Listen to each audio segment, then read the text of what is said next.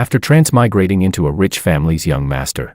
The first thing I did wasn't indulging in debauchery and enjoying life, but desperately grinding money to prepare for a clean escape. After all, anyone who's experienced transmigration knows this rule. Out of 10 young masters, 9 are fake, and the remaining 1 is an ultimate backup. But I was different. Not only was I fake, even my tycoon heiress wife ran off with the real young master. Guys, who understands this apocalyptic opening? So overnight, I drew up an escape plan and set myself a small goal. Before the divorce, squeeze 500 million out of my sucker wife, just as I happily signed the divorce agreement and was about to flee on a small yacht. My icy, stone-cold wife suddenly tore up the contract, pinned me onto the bed, and said coldly, "Trying to run? Not a chance. From today on, I manage your bank cards. You must be home before 8 p.m. every night. And if you don't hand in enough contributions, don't even think about sleeping." What I didn't expect even more was the real young master looking at the two of us with a relieved smile. Big brother and sister-in-law really have such a great relationship. Then he cheerfully closed the bedroom door. I was speechless. Is the novel I transmigrated into even a normal one? Chapter 01. The day I transmigrated into the role of a fake young master in a wealthy family, the system gave me 2 choices. A. Stay in the Wong family and fight the soon-to-return real young master to the death, most likely ending up abused so badly there wouldn't even be scraps left of me. B. Take the money and leave, 500 million as a breakup payout. Enough for me to live freely and comfortably for 10 lifetimes. I didn't hesitate for a second and chose B. Only an idiot would pick A. In the original story, that real young master, Makoto, was a truly ruthless character. He grew up in an orphanage, psychologically twisted, and came back solely for revenge. Fight him, me, a former corporate drone who, before transmigrating, did nothing but play video games after work, would probably die without even knowing how it happened. So at the welcome press conference the Wong family held for the real young master, when the spotlight fell on that man in a bespoke suit, his brows sharp and eyes shadowed with menace, I quietly retreated to a corner and sent a message to my lawyer. "I'll sign the agreement. When will the money be transferred?" The lawyer replied instantly, "Mr. Wong, once you sign, the 500 million in cash will be transferred to your designated overseas account within 72 hours. Perfect. I let out a breath of relief and looked back toward the stage. Makoto was speaking, his voice low and forceful. When his gaze swept across the room, it carried the sharpness of a predator. When his eyes landed on me, I distinctly felt a chill crawl up my spine. "Brother, don't look at me like that. I'm about to get lost, won't get in your way at all. Thank you all for coming to my homecoming banquet today." Makoto curled his lips into a smile devoid of warmth. "And a special thanks to my brother, George Wong. Thank you for, over the past 25 years, showing filial piety on my behalf and enjoying everything that should have belonged to me." In an instant, all eyes in the room focused on me. I maintained a polite smile, while internally ranting like crazy. Here it comes, the classic public humiliation scene. Too bad I'm not playing along. Say whatever you want. Once the money's in my hands, I'm gone. George, my nominal adoptive father, the Wong Group's chairman, Millionaire Wong, walked up beside me and lowered his voice. After the press conference, "Come to my study." I nodded. "Okay, Dad." Millionaire Wong patted my shoulder, his expression complicated. He probably did feel guilty toward me, but blood ties are sometimes just that unreasonable. After the press conference ended, I was just about to slip off to the study to sign the papers and get my money when someone stopped me. My wife, Willow. She was wearing a black evening gown today, her skin starkly pale against it, red lips striking and glamorous. We had been married for 3 months, a purely strategic marriage, with no emotional foundation. Yet the way she looked at me now carried an emotion I couldn't quite read. "George," she called softly, "you knew already, didn't you?" I froze for a moment. "Knew what?" "That you're not the Wong family's biological son." Willow stared straight into my eyes. "That's why you've been acting so strangely lately, running to the company every day, talking about starting your own business." I was momentarily speechless. Over these 3 months, I really had been frantically grabbing as much money as I could, taking advantage of the time before my identity was exposed to milk every possible benefit. I thought I'd hidden it well. I didn't. "Don't lie to me." Willow cut me off. "George, we may not have feelings for each other, but we're still husband and wife. If you'd told me earlier, I could have helped you." "Help me? How exactly?" "Go head on against the real young master, sister." That's the original male lead with plot armor. Of course, I couldn't say that out loud. I could only reply vaguely. "I only found out not long ago myself." "Don't worry, I won't cling on where I don't belong. I'll take what's rightfully mine, and I won't touch a cent of what isn't." Willow opened her mouth, as if she wanted to say something more, but at that moment, Makoto walked over. "Sister-in-law." He nodded to Willow. then turned his gaze to me. Brother, Dad wants us in the study. Great. Judgment time. Chapter 02. In the study sat my adoptive father, millionaire Wang, my adoptive mother, Misty, and the family lawyer. Makoto sat across from me, his legs crossed, posture lazy, but his gaze sharp as a blade. George. Millionaire Wang began, his voice carrying a hint of exhaustion. You already know the situation. Makoto is our biological son. These past years, you've been wronged. I quickly waved my hands. Not at all. Not at all. The Wang family raised me for 25 years, luxury clothes, fine food. I'm grateful beyond words. That was the truth. In the 3 months since I transmigrated here, I'd been living like a god, mansions, supercars, top-tier everything. It was a life I'd never even dared to imagine before. It's good that you see it that way, Misty said, dabbing at the corner of her eyes. Even though you're not our biological child, after all these years we've long treated you as our own. So don't worry, what should be given to you won't be lacking. The lawyer chose that moment to hand me a document. Mr. Wang, this is the property division agreement. The Wang family will make a one-time payment of 500 million in cash. In addition, all properties and vehicles under your name will remain yours. In exchange, you must give up all shares in the Wang Group and revert to your original surname. I took the agreement and skimmed through it quickly. 500 million in cash, 3 villas, 5 cars, plus some jewelry collections. More than I'd expected. No objections from me. I picked up the pen and was about to sign. Wait, Makoto suddenly spoke. My hand paused, and I looked up at him. Makoto smiled faintly. Not quite a smile. You're agreeing so readily, brother. Not even going to fight for a bit more. After all, you spent 25 years in the Wang family. Even if you don't have achievements, you at least put in the time. It sounded like concern, but I knew it was sarcasm. There's nothing to fight for. I signed my name with a bold stroke. None of this was ever mine to begin with. Returning it to its rightful owner is only right. After signing, I slid the agreement back. That's it. Then, the lawyer nodded. The money will be transferred within 72 hours. As for your marriage with Miss Liu, divorce, I said decisively. I'll leave with nothing. I'll also return all the Liu family's wedding gifts. With 500 million in hand, I didn't care about that little bit of money. George, my father frowned. Marriage isn't child's play. Willow is a good girl. You too, Dad. I interrupted him. It's precisely because I respect Willow that I can't drag her down. I have nothing now. I'm not worthy of her.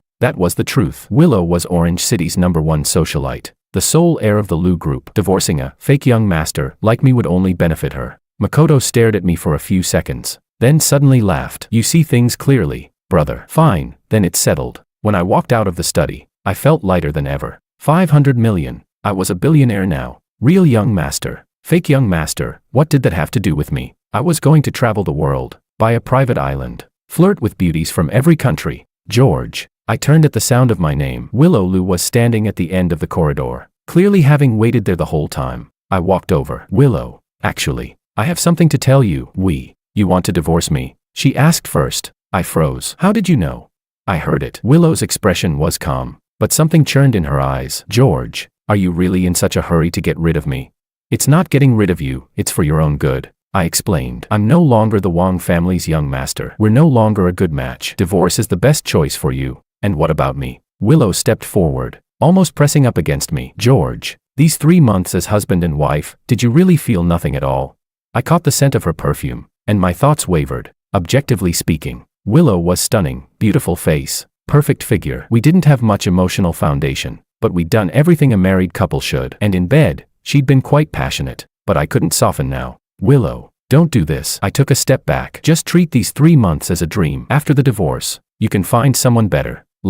I glanced toward the study. Makoto would be a good choice. The real young master, young, capable, and a perfect match for you. In the original story, Willow ended up with Makoto anyway. The process was brutal, but the ending was sweet. I was just spoiling it early, and giving a helping push. Willow's expression changed instantly. George, what do you take me for? A commodity that can be handed over at will?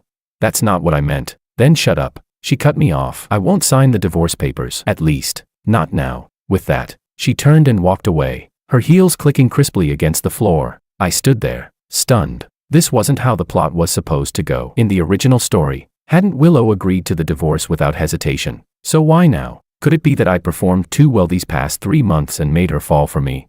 No way. I'd spent these 3 months busy grabbing money, barely paying attention to her. If she'd fallen for me like that, it'd be a miracle. Chapter 03. 3 days later, the 500 million hit my account. I stood in the bank's VIP room, staring at the long string of zeros in my balance, feeling like I was dreaming. Mr. Wang, how do you plan to allocate these funds? The private account manager asked respectfully. I stroked my chin and thought for a moment. Transfer 100 million to my daily use account first. As for the rest, buy some gold, some crypto, spread the risk. Understood. In addition, the properties under your name will need to be transferred, and the vehicles will require formal procedures as well. No rush on those. I waved my hand. I'm going on vacation first. I'll deal with it when I'm back. After leaving the bank, I went straight to a 4S dealership and picked up the Porsche 911 I'd had my eye on for ages. 3 million all in. Before, I wouldn't even dare think about it. Now I didn't blink once. Driving my new car, whistling all the way, I headed back home. No, not home anymore. The old Wang family estate. I needed to go back,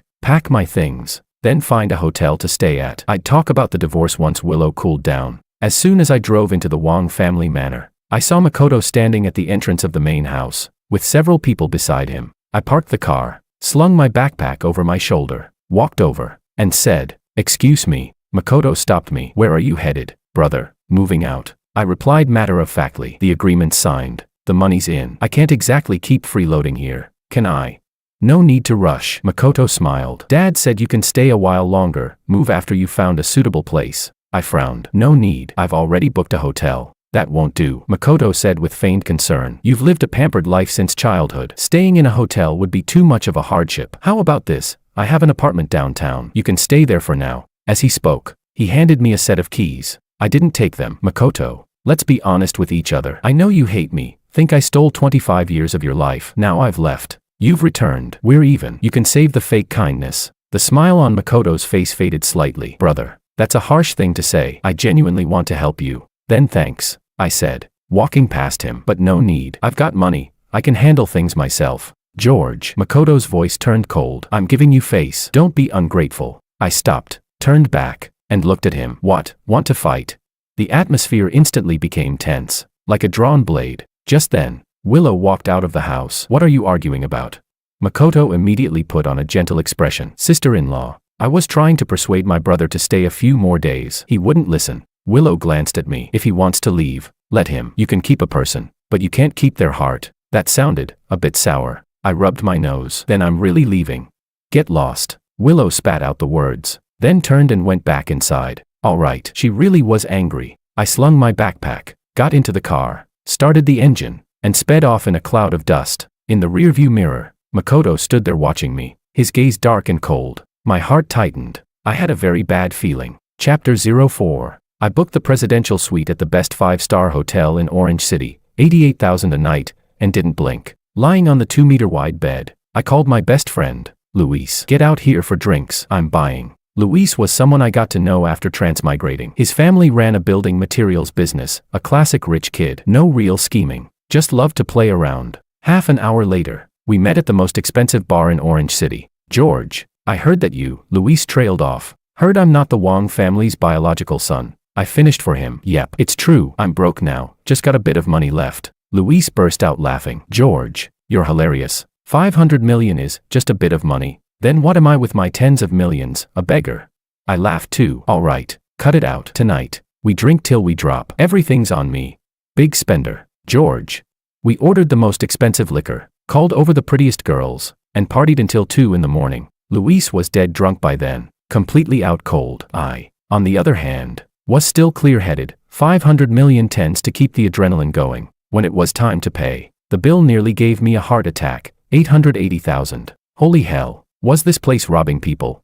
But I'd already talked big, so I could only grit my teeth and swipe the card. After sending Luis home, I went back to the hotel and passed out. The next morning, I was woken up by a phone call. "Mr. Wang, this is the Wang Group's lawyer." The voice on the other end was grave. "There's something we need to inform you about. Mr. Makoto requested a re-audit this morning of your financial dealings with the Wang Group over the past 3 years." I was instantly wide awake. "What does that mean?" "Makoto suspects that during your tenure, you used your position to misappropriate company funds." The lawyer paused. "And he claims to have evidence." I jumped out of bed, furious. "Bullshit. Yeah, I took some money, but it was all legitimate dividends and bonuses. Misappropriating funds. Am I insane?" "Mr. Wang, please calm down. The evidence Makoto provided shows that last month, you transferred 50 million from a company account to a shell company called Fengxing." I froze. Fengxing, wasn't that Luis's dad's company? Last month, Luis came to me saying his father's company was having cash flow problems and wanted to borrow 50 million as a short-term bridge loan, promising to pay it back within a month, with 2 million in interest. The interest was tempting, so I agreed and transferred the money under the name of a Wang Group subsidiary. That move really wasn't clean. At the time, I figured I was leaving soon anyway, might as well grab what I could. I didn't expect Makoto to seize on it. Mr. Wang, the lawyer continued, Makoto's position is very clear. If you're willing to return the 500 million breakup payment and issue a public apology, he's willing not to press charges. Otherwise what? Otherwise, you may face criminal liability. Misappropriating 50 million carries a sentence of 5 years or more. I clenched my phone, my hand shaking, not from fear, from rage. Makoto, that bastard. I already took the initiative to get out, and he still wouldn't let me go. Mr. Wang, tell him, I said through gritted teeth, I won't return a single cent. If he wants to sue, let him. But remind him of this too. Corner a rabbit and it'll bite. Don't push me too far. After hanging up, I paced back and forth in the room, seething. No, I couldn't just sit and wait to die. Makoto was trying to wipe me out completely, take back the 500 million and send me to prison. Ruthless. But I wasn't someone to mess with either. These 3 months since transmigrating, I hadn't just been busy grabbing money. I knew quite a few dirty secrets inside the Wang Group. For example, why did Makoto's adoptive mother swap the babies back then? Was it really an accident? For example, millionaire Wang's younger brother, my so-called second uncle, had long been eyeing the chairman's position. Was he colluding with Makoto? And for example, how many shady deals were hidden behind the Wang Group's major projects? I didn't have hard evidence yet, but as long as I dug, I'd find something. Makoto, if you want to play, I'll play with you. Chapter 05. The first person I contacted was Luis. George, I really didn't know about this. Luis was practically crying on the phone. That 50 million, my dad already paid it back long ago. Principal plus interest, 52 million. Not a cent missing. Which account did it go to? I asked. The one you gave me, the Wang Group subsidiary account. I checked. The money had indeed arrived, but just yesterday, it had been transferred out again. Where to? No trace. It was obvious Makoto had tampered with it. Luis, I need you to do something for me now, I said. Go check who Makoto was in contact with before he returned to the country, especially my second uncle in the Wang family, Diego. George, are you planning to? He's coming after me. I can't just sit here and wait to die, I sneered. Oh, and help me find a few reliable private investigators. Money's not an issue. Got it. After hanging up, I called Willow. It rang for a long time before she answered, her voice cold. What is it? Willow, I need a favor. Why should I help you? Because we're still married. I improvised quickly. If I go to prison, you'll be a criminal spouse. That won't look good for the Lu Group. There was a few seconds of silence on the other end. Then Willow laughed. George, you really have a thick skin. No choice, I'm being forced into it. I sighed. Makoto wants to sue me for misappropriating funds. 50 million. That's at least 5 years. Her laughter faded. He's really that ruthless. Even worse. I explained everything. Willow, I know I'm not really in a position to ask you for help, but enough. Willow cut me off. 8 tonight. Same old place. The old place was a private restaurant we used to frequent before getting married. Amazing food. Very discreet. At 8 that evening, I arrived right on time. Willow was already waiting in the private room, dressed simply in a white shirt and jeans. No makeup, but still stunningly beautiful. Sit. She gestured to the seat across from her. I sat down and got straight to the point. I need the Lu Group's legal team. Fine. Willow Lu agreed without hesitation. But I have one condition. What condition? The divorce agreement. Don't sign it for now. Willow looked at me. We'll talk about it after this is resolved. I frowned. Why? I have nothing now. I'm a burden to you. Whether you're a burden or not is for me to decide. Willow poured herself a cup of tea. George, I've been watching you these past 3 months. You love money, but you have principles. You're smooth, but not sinister. Compared to someone like Makoto, who hides knives behind his smile, I'd rather work with you. I was stunned. This was the first time anyone had ever described me like that. So, Willow asked, what's your choice?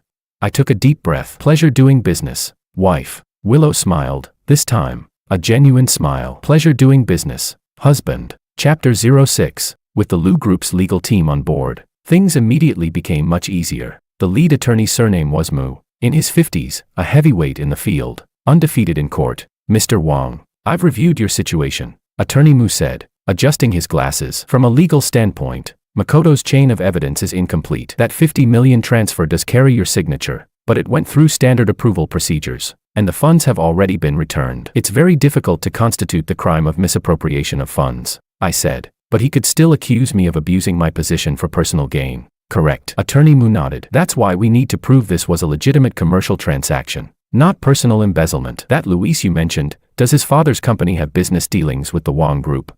Yes. I pulled out my phone. Here's last year's cooperation contract, 30 million. This year it was renewed for 50 million. The money I transferred was, in name, an advance payment for goods. Excellent. Attorney Mu made a note. Also, regarding Makoto, I found something interesting. What is it? Before returning to the country, he worked at an investment bank on Wall Street. Attorney Mu lowered his voice. That bank was exposed last month in an insider trading scandal. Makoto was one of the project leads involved. My eyes lit up. Do you have proof? We're still investigating, Attorney Mu said. But if this checks out, it'll be a bombshell. After the meeting, Willow drove me back to the hotel. In the car, she suddenly asked, George, if you win this, what do you plan to do? Take the money and run. I replied without hesitation. 500 million is enough for a lifetime. And then, she asked. And then, I thought for a moment. Travel the world, buy a private island, become a happily useless rich guy. Willow was silent for a while before speaking again. Have you ever considered staying? I turned to look at her. Neon lights outside the window flickered across her face. Willow, why do you want me to stay? I asked. Don't tell me you've fallen for me. I won't believe it. Willow smiled. Why not? You're handsome, a bit greedy, sure, but not a bad person. And most importantly, she paused before continuing. You respect me. These past 3 months, you never forced me to do anything I didn't want to do. In marriages among wealthy families, that's rare. I was momentarily speechless. She wasn't wrong. Even though ours was a business marriage, I had always respected her. When she didn't want to share a room, I never touched her. When she wanted to work, I gave her space. When she wanted to be alone, I entertained myself, not because I was noble, but because I knew forcing things only made them bitter. Willow pulled the car to a stop in front of the hotel and said, So, think about it carefully. Staying might bring some surprises. She leaned over and kissed me on the cheek. Good night, husband. Then she hit the gas and drove off, clean and decisive. I stood there, touching the spot she'd kissed, my heart beating a little faster. Fuck, this woman really knows how to flirt. Chapter 07. Over the next week, Makoto and I officially went to war. He sued me for abusing my position for personal gain. I countersued him for defamation. Both sides' lawyers clashed fiercely in court, and the media covered it nonstop. It became the biggest piece of gossip in Orange City. That day, as soon as the hearing ended and I stepped out of the courthouse, reporters swarmed me. Mr. Wong, Makoto has accused you of occupying the Wong family's assets for 25 years. How do you respond? Mr. Wong, there are rumors that you and Ms. Willow are about to divorce. Is that true? Mr. Wong, it said you've already moved out of the Wong residence and are currently staying at a hotel. Does this mean you've completely broken ties with the Wong family? I stopped, faced the cameras, and put on a textbook smile. First, I did not occupy any assets. For the past 25 years, I genuinely believed I was a member of the Wong family. Everything I enjoyed was given to me by my parents. Second, Willow and I have a good relationship and have no immediate plans to divorce. And finally, I looked toward Makoto, who was standing not far away. Some people are using any means necessary to destroy me, but I won't let them succeed, because the innocent remain innocent, and the guilty will reveal themselves. With that, I pushed past the reporters and headed for the parking lot. Makoto chased after me. George, you're ruthless. Takes one to know one. I pulled open the car door. Makoto, I'll say this one last time. I don't want to fight you. I've already taken the 500 million. Everything in the Wong family is yours. We're even. Push me any further, and don't blame me for getting ugly. Makoto sneered. You think I care about the Wong family's scraps? What I want is to ruin you completely, to make you taste the suffering I endured for 25 years. Right. Twisted psyche. No point talking sense. I shook my head, got into the car, and drove off. I'd only gone 2 blocks when Luis called. George, we found it. Before Makoto returned to the country, he met Diego 3 times, once in New York, twice in Hong Kong. Do you have evidence? Photos, Luis said excitedly. I had someone pull them from hotel surveillance footage. They're blurry, but you can tell it's them. Send them to me. As soon as I received the photos, I forwarded them to Attorney Mu. An hour later, Mu called back. Mr. Wong, things just got interesting. I found that Diego has recently been dumping Wong Group shares in large quantities, cashing out at least 1 billion. And after Makoto returned, he registered a new company whose core business completely overlaps with the Wong Group's. I understood immediately. They're planning to hollow out the Wong Group and start over with a new shell. Very likely, Mu said. And I suspect that Makoto isn't actually millionaire Wong's biological son. What? I was stunned. This is just a hypothesis, but the timeline doesn't match. Mu explained. Millionaire Wang and Misty's son was born in June 25 years ago, but Makoto's birth certificate shows he was born in May. It's only a 1-month difference, but if Makoto really was the swapped baby, why would he be born a month earlier? My mind raced. Unless Makoto isn't the swapped child at all, but a fake Diego found from who knows where? That's possible, Mu said. I'm already investigating Makoto's real identity. It'll take some time. After hanging up, my emotions were complicated. If Makoto really was a fake, then hadn't the Wang couple been deceived all over again? And more importantly, where was the real Wang family's young master? Chapter 08. 3 days later, an even bigger upheaval arrived. The Wang Group suddenly issued an announcement. Chairman Millionaire Wang had been hospitalized due to a sudden heart attack, and the company would temporarily be managed by Vice Chairman Diego. At the same time, Makoto entered the board of directors as the eldest son and was appointed the new CEO. Anyone with eyes could see it. This was a coup. I went to the hospital to visit my father, but I was stopped outside the ward. Mr. Wang, the CEO has given instructions, the bodyguard said expressionlessly. No one except immediate family members is allowed to visit. I laughed in anger. I'm the son he raised for 25 years. I don't count as immediate family. Makoto said, you're no longer a member of the Wang family. Fine. Ruthless enough. Just as I was about to force my way in, Willow arrived. Let him in. Willow Lu said coldly. I'm the president of the Lu Group and the Wang family's daughter-in-law. If I say he can go in, he goes in. The bodyguard hesitated, then stepped aside. Inside the ward, Millionaire Wang lay on the hospital bed, tubes running all over his body, his face pale. Misty sat by the bed, her eyes swollen red. She had clearly been crying. When she saw me, Misty froze. Then tears spilled out again. George, Mom. I walked over. How's Dad? The doctor said it was an acute myocardial infarction. Misty said, holding Millionaire Wang's hand. They managed to save him, but his condition is unstable. Makoto said it was because he was stimulated by what happened with you. Bullshit. I couldn't help swearing. Mom, do you believe that? I know Dad's health better than anyone. His annual checkups were always fine. How could he suddenly have a heart attack?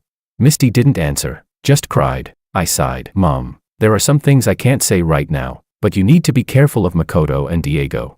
Before I could finish, Makoto walked in. When he saw me, his expression darkened. Who let you in here? I did. Willow stepped in, standing in front of me. Makoto, Dad is sick. George is his son. Him coming to visit is only natural. Makoto sneered. Son, just a fake. Sister-in-law, I suggest you stop meddling. This is Wang family business. How convenient. I'm also part of the Wang family. Willow refused to budge. George and I aren't divorced yet. Legally, I'm still the Wang family's daughter-in-law. On the contrary, Makoto, Dad just fell ill and you're already rushing to take over the company. Isn't that a bit too eager? Makoto's gaze turned cold. What are you implying?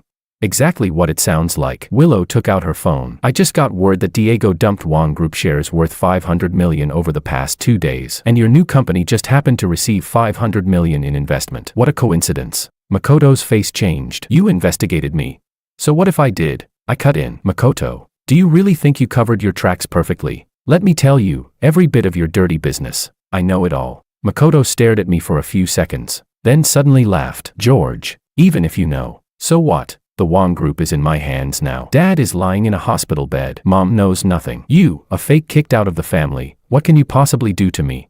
It was arrogant, but it was also true. The situation was entirely in his favor. Is that so? I smiled back. Then let's wait and see. Chapter 09. After leaving the hospital, I asked Willow, that news about the $500 million investment, was it real? Yes. Willow nodded. The people I planted inside the Wang Group sent it back. Makoto's new company is called Inxi Capital. Its registered capital is $1 billion. Diego holds 40%, and Makoto holds 60%. $1 billion. I frowned. Where did Diego get that much money?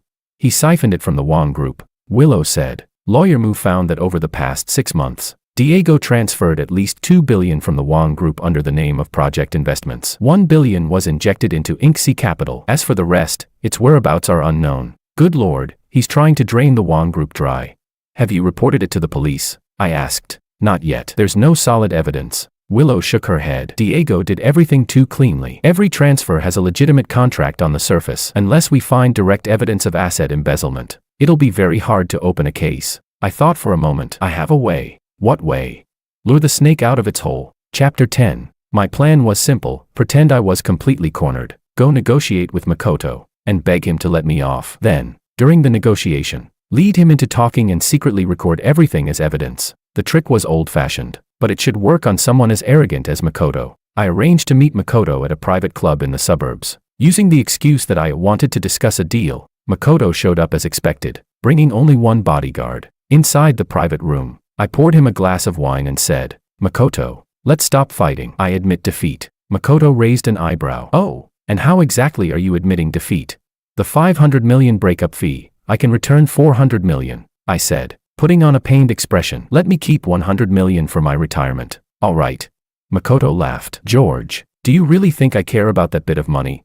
"Then what do you want?" I asked. "I want you ruined," Makoto said, swirling his wine glass. "I want you to kneel down and beg me, just like I did for 25 years in the orphanage, kneeling every day and begging for handouts." There it was, playing the misery card. I followed his lead. "You really did have it hard all these years. But your mother?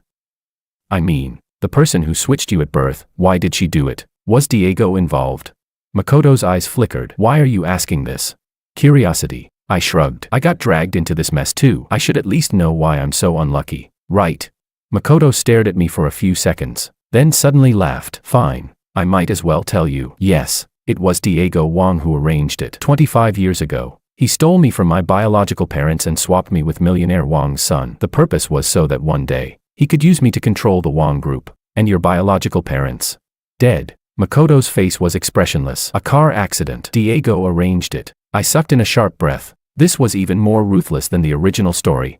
"So," Makoto leaned closer to me. "George, tell me, shouldn't I hate them? Shouldn't I take revenge? The Wong family owes me. I'll take it back 100-fold, 1,000-fold. Including killing my father?" I asked. Makoto smiled. "That old bastard. Don't worry, I won't let him die so easily. I want him to watch with his own eyes as everything he worked for his entire life gets destroyed by me." Brutal. Quietly, I pressed the stop button on the recorder hidden in my pocket. Evidence secured. Chapter 11. After obtaining the recording, I immediately handed it over to Lawyer Mu. "This recording can't be used as direct evidence," Lawyer Mu said, "but it can serve as a lead to apply for an investigation into Diego and Makoto. Also, I checked, Makoto's biological parents did indeed die in a car accident, but the official accident report ruled it an accident. Can the case be reopened?" I asked. "It'll be very difficult. Too much time has passed." Lawyer Mu shook his head. "However, we can start from other angles. For example, regarding Diego's misappropriation of funds, I've already found several witnesses who are willing to testify." "Good," I nodded. "Collect the evidence as quickly as possible. I want to send all of them in before the next board meeting." Over the following week, we focused all our efforts on gathering evidence.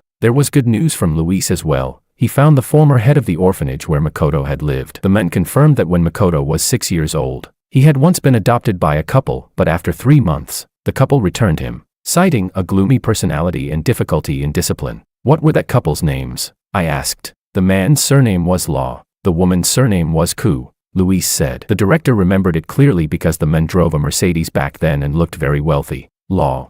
Diego's wife's surname is Law." All the clues connected. I organized all the evidence and prepared to make my move at the Wong Group's next board meeting. But the day before the meeting, something happened. Willow was kidnapped. Chapter 12. The kidnapper's call came straight to my phone. "George, if you want your wife alive, bring the recording and all the evidence in exchange. Tomorrow at 3 in the afternoon. The abandoned scrapyard in the western suburbs. Come alone. Call the police, and you can prepare to collect the body." Clenching my phone, I said, "I want to hear Willow's voice." Willow's voice came through the line. "George, don't come. They are." She was cut off before she could finish. The kidnapper sneered. "You heard her, right? See you tomorrow. Remember, alone." The call ended. I stood there, my mind completely blank. Lawyer Mu walked over. "Mr. Wong, call the police." "No." I shook my head. "They'll really kill her. But if you go alone, it's far too dangerous." "I have a way," I said. In truth, I didn't really have a plan, but I knew one thing. I had to go. Willow was dragged into this because of me. I couldn't let anything happen to her. Chapter 13. At 3 o'clock the next afternoon, I arrived at the abandoned scrapyard in the western suburbs right on time. The place had been deserted for years. Rusted car wrecks were scattered everywhere, creating a gloomy, terrifying atmosphere. I carried a briefcase in my hand. Inside was fake evidence. The real stuff had already been backed up long ago. "I'm here," I called out loudly. "Where's Willow?" Several masked men stepped out from behind the wrecked cars. The one in front was holding a knife. "Did you bring the stuff?" he asked. I did. I raised the briefcase. "Where's Willow?" The masked man gave a signal. Another man dragged Willow out. Her hands were tied behind her back, her mouth sealed with tape. but she didn't seem injured. When she saw me, she shook her head desperately, panic filling her eyes. I smiled at her slightly, signaling for her not to worry. "Give it to me," the masked man said, reaching out. "Release her first. You think you can negotiate with me, you bastard?" The masked man flew into a rage. "Believe it or not, I can kill her right now." "If you kill her, you won't get the stuff," I said calmly. "And since I dared to come, I came prepared. I'm wearing a tracker. If I don't leave within an hour, the police will come." The masked man froze, clearly not expecting that. I was lying. I didn't have any tracker on me at all. I was gambling on the fact that they wouldn't dare take the risk. Sure enough, the masked man hesitated. Just then, the sound of police sirens suddenly rang out. The masked man's face changed instantly. "You called the cops." I didn't. I was stunned too, but the police really had arrived. More than a dozen police cars surrounded the scrapyard. "Everyone inside, listen up. You are surrounded. Drop your weapons and release the hostage." The masked men panicked. One of them grabbed Willow and pressed the knife to her neck. "Nobody come any closer, or I'll kill her." The situation reached a deadlock. Taking advantage of the moment, I slowly moved closer. "Brother, calm down. If you put the knife down now, at most it's attempted kidnapping. You won't get that many years. But if you hurt someone, that's a serious felony." "Shut up." The masked man's hand was trembling. I seized the timing and suddenly lunged forward, grabbing the hand holding the knife. The other kidnappers tried to rush in to help, but the police were already storming the scene. In the chaos, I felt a sudden cold sensation in my abdomen. I looked down, the knife had gone in. Fuck, that really hurt. "George!" Willow screamed. I collapsed onto the ground, my consciousness slowly fading. The last thing I saw was the police subduing the kidnappers, and Willow running toward me, her face covered in tears. Worth it. Chapter 14. I lay in the hospital for a week. That stab wound had missed my vital organs by just 1 centimeter. The doctor said that if it had gone even a little deeper, I would have been dead. Willow came every day to keep me company, feeding me, helping wipe me down, more attentive than a professional caregiver. Feeling a little embarrassed, I spoke up. "You really don't have to do all this. I can manage on my own." "Shut up." Willow shot me a glare. "You got hurt because of me. Taking care of you is only right." Then, about the divorce. "Mention divorce again and I'll throw you out the window," Willow threatened. I laughed, which pulled at my wound and made me grimace in pain. Just then, Lawyer Mu arrived with good news. "Mr. Wong, the kidnappers have confessed. It was Diego who ordered it. The police have already arrested both him and Makoto. The charges include kidnapping, misappropriation of funds, and commercial fraud, with multiple offenses combined. They're looking at a minimum of 20 years. What about the Wong Group?" I asked. "Mr. Wong has been discharged and has resumed control of the company," Lawyer Mu said. "He asked me to pass on a message. The Wong family will always be your home, and you will always be his son." My nose stung. "And there's more." Lawyer Mu hesitated for a moment. "There's been a new discovery regarding Makoto's background." "What kind of discovery?" "We found his biological mother," Lawyer Mu said. "She's still alive and lives in the countryside. 25 years ago, she was a nanny for the Wong family and swapped the babies under Diego Wong's orders. But she never imagined that Diego would steal her own child as well. Then the real young master of the Wong family. He's been found too." Lawyer Mu handed me a photograph. "His name is David. He's a programmer working in Shenzhen. Mr. Wong has already met him, and DNA testing confirmed their biological relationship." I looked at the young man in the photo. His eyebrows and eyes really did resemble millionaire Wong's. "Is he willing to return to the Wong family?" I asked. "Yes." Lawyer Mu nodded. "But he said he needs some time to adjust." "That's good. A perfect, happy ending." Chapter 15. A month later, I was discharged from the hospital. The Wong family hosted a family banquet to celebrate my recovery and to welcome the real young master, David, home. At the banquet, millionaire Wong announced publicly, "George may not be my biological son, but I raised him for 25 years. To me, there's no difference. So I've decided, 30% of the Wong Group's shares will go to George, 30% to David. The remaining 40% I'll keep for my retirement." I was stunned. "Dad, that's too much." "It's not," millionaire Wong said, patting my shoulder. "You've earned it. And besides, I have another task for you." "What task?"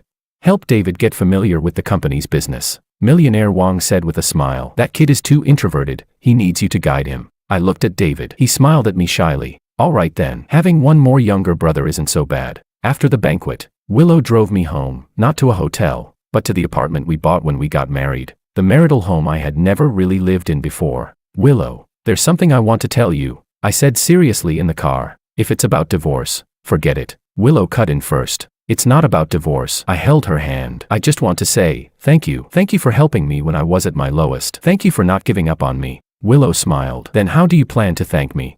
How about offering myself for life? I asked. I suppose that barely qualifies. Willow parked the car, leaned over, and kissed me. But the term is a lifetime. No backing out. No backing out, I said, deepening the kiss. A lifetime is too short. Next life, the one after that, I'm sticking to you in all of them. The moonlight outside the window was just right. From a fake young master to a real husband, the road I walked was full of danger and turbulence. But the ending was perfect. As for that $500 million breakup fee, I donated it long ago, setting up a charitable foundation to help children in orphanages. Money, what you bring with you in life, you can't take with you in death. What matters is that I found something far more precious than money. Family, love, and this woman who always talks back to me, yet cries her eyes out whenever I get hurt. George, I love you. I love you too. The moonlight was gentle, and the rest of our lives stretched long ahead.